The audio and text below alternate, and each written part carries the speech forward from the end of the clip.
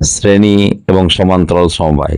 তিনটি রোধ শ্রেণী সমবায়ে যুক্ত থাকলে তাদের তুল্য রোধ হবে রোধ তিনটির সমষ্টি, অর্থাৎ R1 plus R2 plus R3।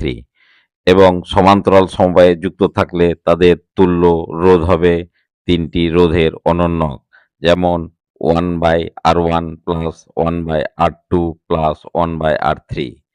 একইভাবে তিনটি ক্যাপাসিটর যদি শ্রেণী সমবায়ে যুক্ত থাকে তবে তাদের তুল্য ক্যাপাসিট্যান্স হবে তিনটি ক্যাপাসিট্যান্সের অনন্যকের সমষ্টি, যেমন 1/C1 plus 1/C2 plus 1/C3।